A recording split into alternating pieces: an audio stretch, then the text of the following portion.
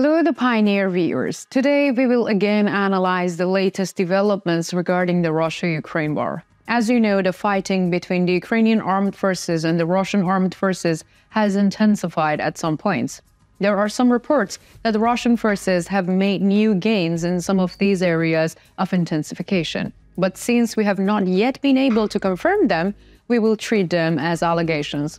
On the other hand, the Ukrainian armed forces continue their offensive operations uninterruptedly despite all of the pressure.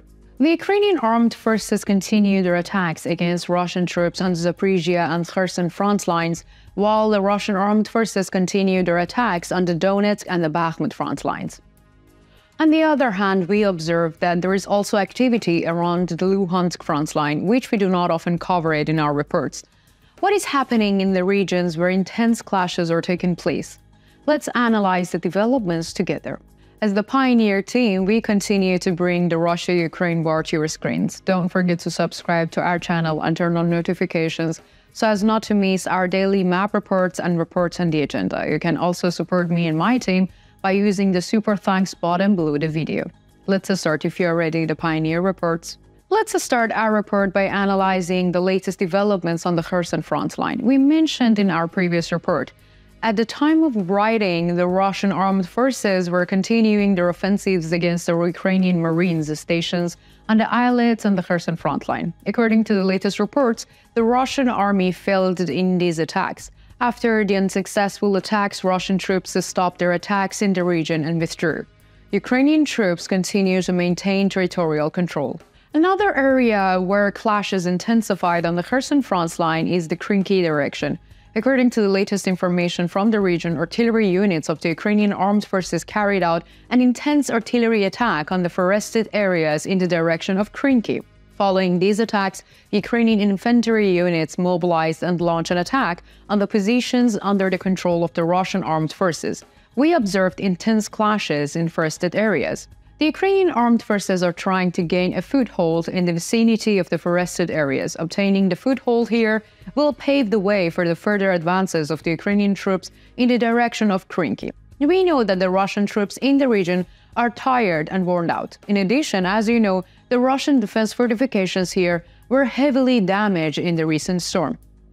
Therefore, we don't think that the Russian troops can hold out much longer. The increased activity of the artillery units of the Ukrainian armed forces in the region will also accelerate this process. This region is quite hot. It should be monitored very carefully. We can say that the fortifications built by the Russian troops here for many years are about to melt. Let's continue by mentioning the artillery activities in the region. According to the latest reports, artillery units of the Russian armed forces targeted the positions of the Ukrainian armed forces stations in Tokarevka, Taiganinka, and Kazatskoye. In turn, artillery units of the Ukrainian armed forces responded by striking Russian positions in Olapuristan, Oleshki, Poima, Pechenivka, Podstepnoye, and Kursumka.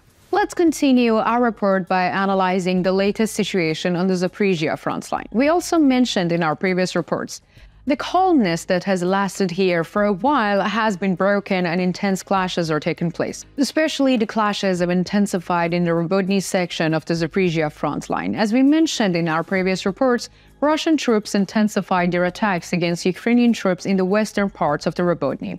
According to the latest reports, the attacks of the Russian troops against this region continue. We can say that the Ukrainian armed forces have broken the pressure here to some extent. However, the Ukrainian armed forces have not yet spoken their last words. They are a little stuck. Ukrainian troops in the region continue the struggle. Ukrainian troops are conducting offensive operations in the direction of Verbov on the Zaporizhia front line. As you know, Ukrainian troops are trying to seize the northwestern hills in the direction of Verbov and hold on here. If Ukrainian troops can capture and hold here, we can say that the Ukrainian troops can form a line like a Klishchivka.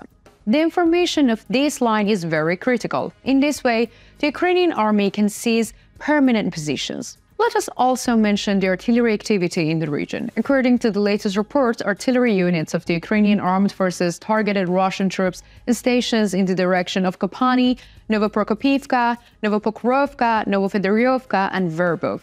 In turn, artillery units of the Russian armed forces targeted positions of the Ukrainian armed forces in Malaya Tokmakta, Chernovy, Goliapol, and Poltavka. Now let us continue by analyzing the developments on the Donetsk front line. On the Donetsk front, the Russian armed forces, supported by artillery and aircraft, routinely carried out offensive operations near Novomykhailovka in Marinka, near Permonskoye, Severnoye, in the industrial zone on the southeastern outskirts of Avdiivka, near the coking plant northeast of the city, in Stepnoye and Novokalinov. In particular, some sources claim that the Ukrainian forces have withdrawn from Marinka. As you know, Russian troops have been carrying out intense offensive operations in this area for about 2 months. We can draw the following conclusion. Ukrainian armed forces have turned their entire defense focus to Avdiivka, because according to the allegations, the units of the Ukrainian armed forces withdrawn from Marinka are deployed in Avdiivka to support the defense of Avdiivka. Avdiivka is very important. It is almost a gateway to the center of Ukraine. The loss of this place will be costly. However, as we mentioned, reports of the withdrawal of the Ukrainian armed forces from Marinka have not yet been confirmed. According to these confirmed reports, there is no change in the borderline. Let us mention the artillery activity in the region. According to the latest reports, Russian artillery units targeted Ukrainian positions in Netailov, Orchetin, Sukhaya, Kabalka, New York, and Toretsk. In turn, Ukrainian artillery targeted Russian positions in Staromykhailivka, Donetsk, the village of Krasnogorovka, and Horlivka.